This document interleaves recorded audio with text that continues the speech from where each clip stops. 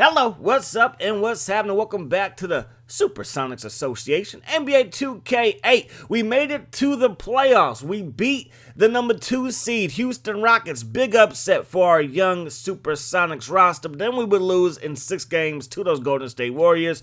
They were up 3-0. We almost forced it to a game 7, but we failed, and we end up losing to the Warriors, who end up losing to the Clippers. So the Clippers and the Warriors, they were tussled. It's going to be LA versus Boston, just like it was in real life, but it's going to be the Clippers and not the Lakers taking on the Celtics, and the Celtics would sweep the Clippers 4-0, and Mr. Kevin Garnett is your finals MVP, averaging 22 points per game, 10 rebounds, basically 11 at 10.9, 2.5 assists, 1.5 steals, and 2.5 blocks per game. Absolutely filthy numbers for Kevin Garnett. Mutombo, Wesley, Payton, Ori, and Hunter are all going to hang it up. So those guys will probably, some of them have a chance at the Hall of Fame, right? And again, I'm talking about in the game. Obviously, we know what happened in real life with those guys. Dunleavy, Riley, Sloan, Carl, and Edelman. Those guys are retiring as coaches. Only guys that we need to rehire or sign, basically, are scouts. We need to hire 2 scouts. We're going to go with Torres to kick things off. He is a good scout. It's going to cost us around $750K per year, I believe, for him to sign. It's going to be a 4-year deal. I believe that's what the numbers tell me. Then we're going to go out and get Ballard. He is going to come in as another scout. Everybody else stays the same. When I'm just simulating, like every single game, including the playoffs, I try to get the best, like scouts, coaches, GM, whatever. When I'm playing some of the games, especially in the postseason, I rely on my stick skills, if I have any of those, to help us win games and so on and so forth. So we can have poor guys, just good guys, average guys in our scouting department, and we're going to still try to do good. Gilbert Arenas, Elton Brand are going to be free agents. Corey McGrady, he's going to stay where he's at with the Clippers. Granger, he accepted his player option. Oh, no, the team accepted his team option, if you will. So there's going to be some big names out there. Are we going to focus on free agency? Or are we going to focus on just keeping our core guys together? We're going to see. West, to me, is one of those core guys. He's looking for a big contract, relatively speaking. His contract is up. Thomas is up. So we got to re-sign some of these guys. When we look to free agency, look to the draft, time will tell. But first we got to see what West wants. Right here, his role will be a 6-man. He's going to be a starter for us. We do need a true shooting guard. Only shooting guard on our roster is Wally Zerviak. His contract is ridiculous. Matter of fact, we don't even have enough money to sign anybody right now. Luke Rittenauer has 2 years left on his deal. I use her. West better than I use her, Lukey baby. So I'm going to have to make a decision there. Again, trying to keep it as realistic as possible. What the heck is realism in the NBA nowadays? Like seriously. So all I do know is, well, I'm trying to create a team that I can play with, but also makes sense on paper because we will be simulating the majority of the games in the regular season. So Wally Zerviak contract's ridiculous. Nick Collison, he is now regressing, so he's a regressing asset, if you will, a regressing athlete as well. So Zaza in the first-round pick, the trade works money-wise. Both teams are interested. We're going to execute that trade. Zaza Pachulia, he is now a Supersonic, and we get a first-round pick to go along with our other first-round pick. Delonte West, he signs on that dotted line. That's a good look. We're going to bring back Swift. Just as of right now, we have 3 centers on the roster, and I think it's Sarah Scene. That's his name. That's how you pronounce it. Swift, Pachulia, Smith, Wilcox, Watson, Jeff Green, West, Luke Rittenauer, Kevin Durant, but we are not done just yet. Here goes the projections for the lottery. This is what they think is going to happen. These are the teams that had the best odds. So it should be the Sixers with the number 1 pick. They had 25% odds. So Timberwolves, 14th, and Lakers, Jazz, Kings, Heat, New Orleans. Then you got Portland. Then you got Memphis. Then you got Toronto. Then you got Milwaukee. Philly is 4th. Wizards. The Cavs are at 2. And then you got the Charlotte Bobcats at 1. So New Orleans is still the Hornets here. And it's the Bobcats in Charlotte. So we're going to be picking picks number 18 and 19, I believe. So mid-round first-round picks. So all these guys projected to go in the top 5 of the lottery. We're going to try to stay away from those guys. We're going to try to scout guys that I think we can end up getting. Like Welsh, right? from Kansas State. 6'8", 234-pound shooting guard, I believe. And he looks nice. We need a shooting guard. Right now, we have none on the roster. Again, I'm not afraid to put a small forward there, put a point guard there, but I would like to try to have a traditional lineup, if you will. And Delonte West is one of our better on-ball defenders, and Welsh is kind of having his way with him here. So I was like, this guy, he might be a pretty good prospect to go after. When it comes to our 5-on-5, though, everybody in white is a lottery pick, top 5 pick, top 10 pick. Everybody in black who I'm using are guys that should be there in the mid to late round when it comes to the first round of the NBA draft. So just trying to see what these guys can do. Freeman, that was not a very good shot right there. Had the height advantage, had some space, couldn't get that to go. So Babcock, who I'm using, he's an interesting prospect to me. Should be there when we have our draft. When we have our pick, and he's somebody that I think can be a true point guard for us, because Delonte West might be more of that scoring point guard. Then you got Peyton, open look, knocks that down. That was Bush with the assist. He's a small forward, kind of slower for a small forward, not the most athletic small forward, and kind of undersized for a true power forward, kind of like a Draymond Green, who's kind of like a tweener in between a 3 and a 4, kind of. Again, if the NBA was more traditional than it's just positionless, but he could finish at the rack. So again, he might not be a true power forward, but he might play power forward for us. Gets a nice offensive rebound there. Putback, not going to go, but I like to see the offensive rebound game. I believe I'm supposed to play this game for like the first one scores 11, I believe, but I'm not going to do that. I just wanted to come and get a feel for these players and see who I wanted. And Babcock is somebody that I want. Bush is somebody that I want. If Welsh is there, we might go with him because, again, we do have a need at the 2 spot, and he's a true shooting guard. But Babcock, the way that he could set the table is very nice because Luke technically was a better passer than Delonte West. But Delonte, he could get us a double-double with points and assists. But Babcock, I came here just to see how he shoots. I know I'm supposed to be on those little circles, but I was like, I just want to see what he can do. And I was like, this is quite nice. He could knock down these jumpers. His shot is good. It's what I like. So I'm like, hey, if he's available, we'll try to get him. Falk out of TCU, he's your first pick of the draft going to the Bobcats. York is going to be teaming up with LeBron James, who had one of the worst seasons as far as win-losses of his career. With a top 5 pick there. The Sixers going to go with Frank from UNLV. They were projected to have the first pick in the draft. They dropped down to 4. Hughes is gone. Jeffries is gone. Aldridge, point guard from West Virginia. He goes to the Kings. The top point guard, I believe, went to the Bucks. There goes Welsh coming off of the draft board right there. Kansas State. Shooting guard, goes to the Los Angeles Lakers. So now we have our pick at pick number 18, and our 2 guys are still there. Bush is there. He was projected to go in the lottery, but obviously a later lottery pick. He did not go in the lottery. He falls to us. We still have Hutchinson there who we play with. Babcock is there. Henry is there. Henry might have the best overall. His projected overall is going to be an A.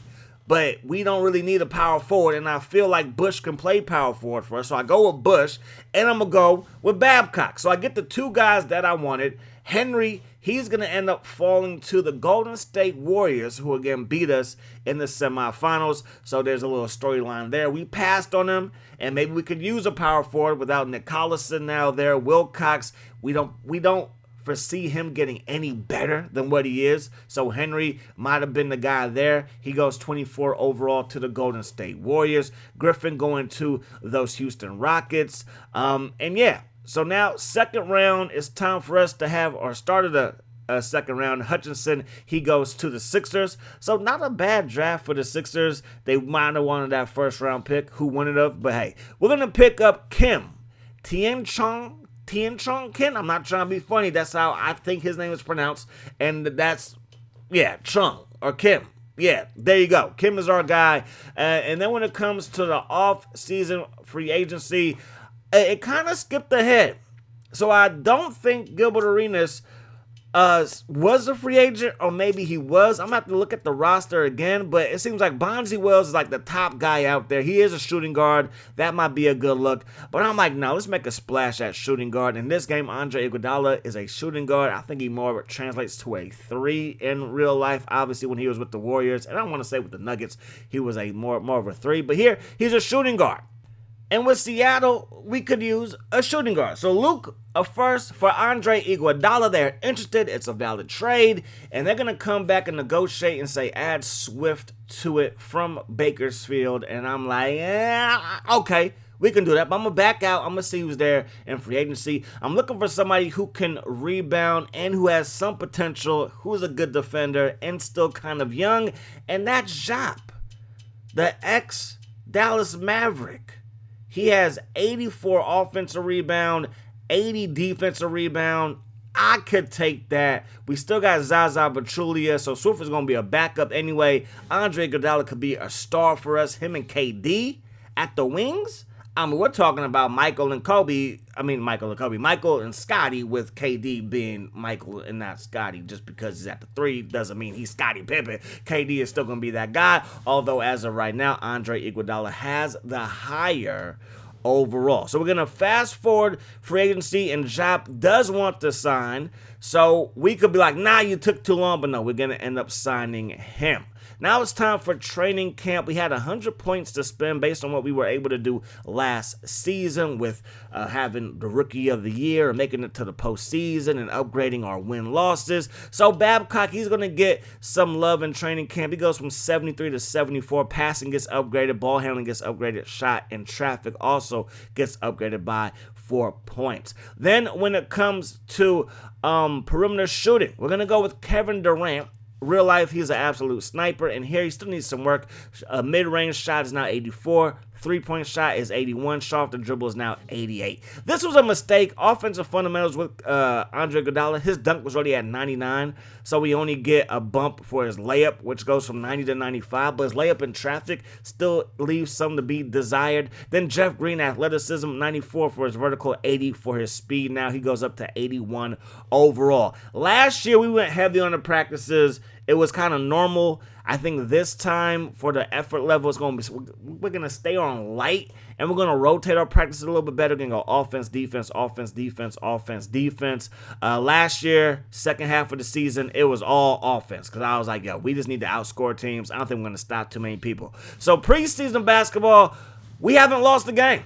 We beat the Pacers. We beat Memphis. We beat Memphis twice. We beat the Raptors. And then Kevin Durant has a separated shoulder. So if I get a chance to upgrade his conditioning to help him not get hurt, that's what we're going to do. We end up losing to the Sixers. And now we're going to get our only gameplay of the preseason. Got to see what this new team looks like. Got to see what our rookies look like. And we're going to try this new lineup without KD. So it's going to be Jeff Green in his spot.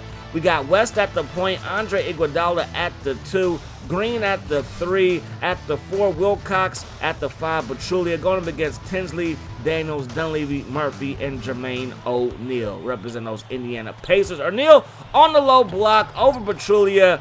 That's a little concerning, but O'Neal is a great scorer. Andre Iguodala's like, I'm a great scorer too. Yes, you are. It's going to be fun to see him and KD play together on the same team as if we have never seen that before in life. Murphy from downtown, and he's going to knock that one home. We're down by 2. Iguodala driving baseline, gets it to Wilcox. Wilcox draws a double team back out to Iguodala, who knocks down the mid-range jumper. 4-4 is the score. Daniels, he's going to lay that one up and in, and the Pacers are back up by 2. Beautiful pass by West. Again, not the passer that Lukey was, but he could pass the ball very, very well. And I need my point guards to be able to set the table. If you have a good passing point guard, everybody seems to get a boost to their scoring ability. And look at the fadeaway jumper. Delonte West is money. Jermaine O'Neal, he's money too. Going to knock that one home with the right-hand hammer. Tinsley, get that shot out of here, denied at the rim by Jeff Green. Now, this is one of my concerns. Wilcox and Pachulia, they're going to be the rim protectors. I don't know if they're going to be the best rim protectors, but they should be serviceable, hopefully. Iguodala going to knock down a mid-range jumper. Jermaine O'Neal blowing right past Zaza Pachulia. Murphy, turnaround jumper. That's going to fall, and the Pacers are up by 2. Good pass there by Iggy. Gets it to Wilcox. Wilcox to Zaza. Zaza going to dunk that one home. 16-14 is the score. 5 minutes to go here in the first quarter. A beautiful pass by Delonte West. Again, I feel like I used him better than I used Luke Rittenauer, and now he's our true point guard, although, again, I feel like he's more of a scoring point guard, but hey, is what it is. He has that star by his name. Iguodala has his star by his name, and I'm pretty sure KD is a star in this one as well. Can we have these guys make it to the All-Star team in the West? That would also boost our points for training camp. Babcock in the ball game. He gets it down low. And he might have got away with a little crab dribble there, a little travel there, but he's going to lay it up and in, and I like that. Babcock going to get the screen from Smith, gets it to Joe Smith, and Joe Smith still getting it in. Will this be his last year in the league? Who knows? Get it inside to Kim. Rookie-to-rookie connection there. Babcock setting the table beautifully. Behind the head pass to Smith, who knocks it down. 3 assists for Babcock, and now he's going to show you off the mid-range, or show you the mid-range. Show off the mid-range to you, not show off you to mid-range. You know what I'm trying to say. That pass, not a very good one. His second turnover. They get it up court, and they're going to get an easy layup at the rim. So we're up by 3. Babcock has it. 3 seconds, 2 seconds, 1 second. Lets it fly, and it falls. His stroke and my timing with this stroke are just beautiful, because I don't know if he's a great three-point shooter, but me and him, we could make some beautiful music together as we head to the second quarter. So we're only going to play the first half. This is the second quarter. We're going to simulate after this. Kim has it. Kim gets it inside. Going to get it to Smith. Smith lays it up and lays it in. So we know what Joe Smith. What about Bush? Bush down low. Again, he's labeled as a small forward, but his game might be more of a power forward. A back-to-the-basket power forward. We get the Jop to Smith. Smith, get that shot out of here. That's Williams. His second block of the ball game. Now to get it down low to Williams, and he's able to lay that one up and in. So 37-33 is the score. Andre Iguodala back in the ball game. We know that he can set the table. Going to get this one inside.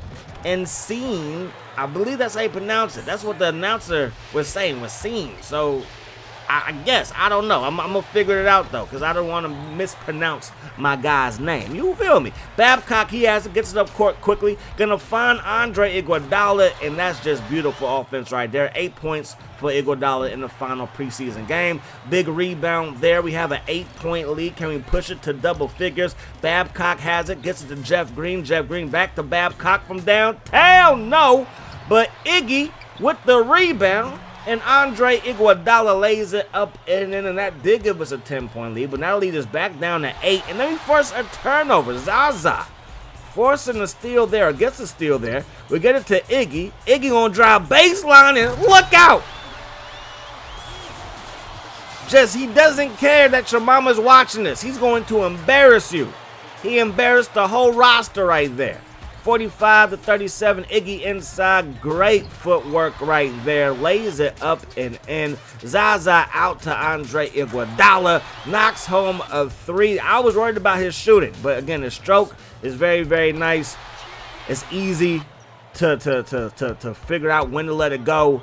That's what's most important to me. Watson, me and him, we're money together. So I think this team is going to be okay, and we beat down the Pacers, at least in the first half, without KD. KD should be back before the second time we play the Lakers. We play the Lakers in the first week of the season, and then in the second week of the season as well, all in the month of November. So we shot 74% from the field as a team, 2 for 5 from downtown, 36 points in the paint, scoring in the paint. That is our MO. So we're going to end up simming the rest of the contest, and we're going to end up beating those Indiana Pacers 90-82. Jermaine O'Neal, he led the scoring for the Pacers with 22. Iggy with 26. He also had